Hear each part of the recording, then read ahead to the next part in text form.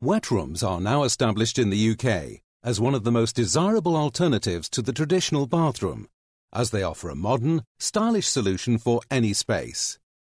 IMPI have brought together all the elements you need to allow the creation of a simple, cost-effective wet room. We've addressed the three key areas that need consideration for your wet room to function correctly: gradient, drainage, and waterproofing.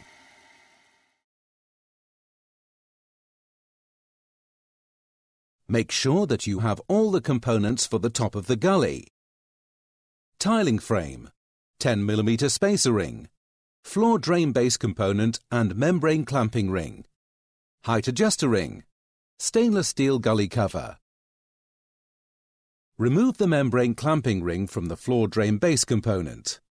Place it to one side, as you will require it later for clamping the tanking membrane into position. If you forget to remove the clamp before the membrane has been applied, you will find it impossible to resolve the problem without damaging the membrane.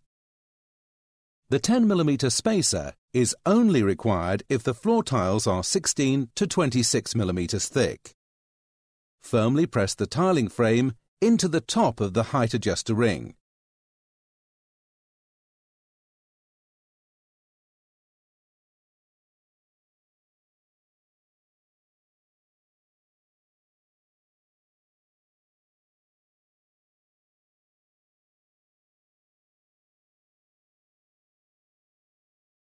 The installation you are about to see is typical of a suspended timber floor.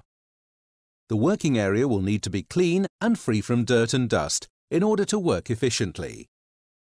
In addition, the existing floor will need to be checked for level. If it is not level and is found to be running away from the wet floor area, we strongly recommend that this is corrected. Once you have determined where the aqueduct will be installed, you can place it in position and carefully mark around the outside. After clearly marking this area, the aqueduct can then be placed to one side.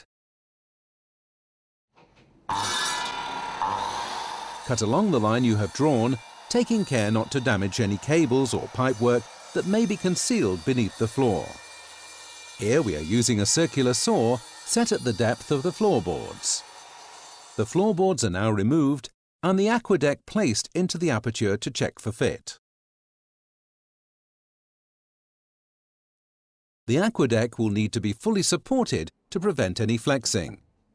To do this, all four sides must be supported on timber noggins.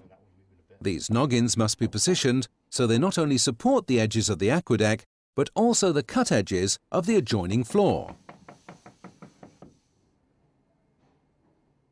A plywood base must also be constructed to support the entire underside of the aqueduct. This can be done by fixing battens to the sides of the joists and installing 18mm plywood.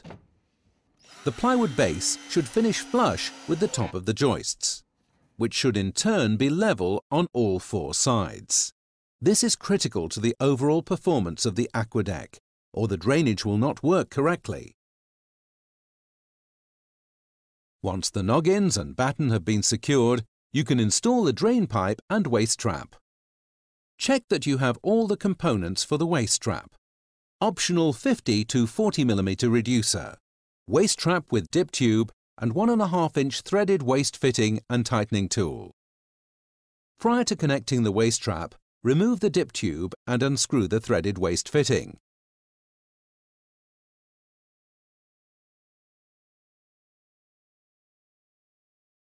In this installation, we are using a horizontal outlet gully. However, alternative traps are available. The appropriate drain needs to be selected at the time of purchase. To install the gully correctly, the waste pipe of the trap needs to be accurately positioned in order to align with the aperture in the aqueduct.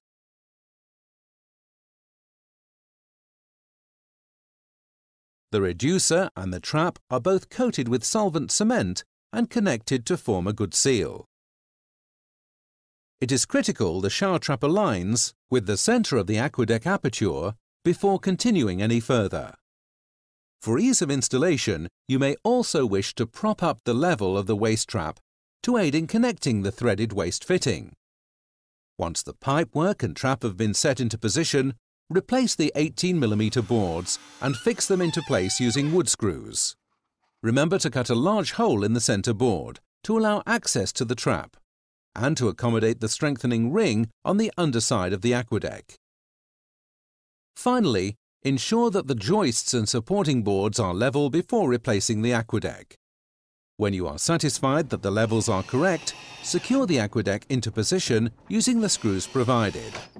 Should any of the pre-countersunk locations be inconvenient, the aqueduct can be drilled anywhere on its surface using a masonry drill bit. The surrounding floor must also finish level with the edges of the aqueduct, so if necessary, raise the floor level by adding a layer of plywood or raise the level of the aqueduct. In some situations, additional treatment will need to be carried out to the existing timber floor. This may require the floor to be overlaid with a tile backer board or suitable plywood. Refer to the relevant British Standard Codes of Practice and the Tile Adhesive Manufacturer's recommendation for more information. If the floor does need to be overlaid, then the aqueduct will need to be raised in order that it remains flush with the surrounding floor. This can be done by simply inserting a sheet of plywood of the suitable thickness on top of the 18mm platform already created. Using a hole saw, cut a 50mm hole in the floor drain base component. And remember to remove any burrs after drilling.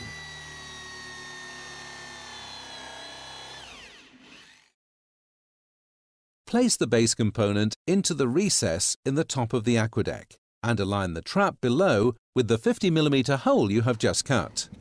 Now fix the floor drain base component to the aqueduct by drilling and using the screws provided. Insert the 1.5-inch threaded waste fitting into the hole and using the tightening tool, tighten into the trap below. Leave the tightening tool in place until the tiling has been completed to prevent ingress of building debris. The first part of the aqueduct installation is now complete.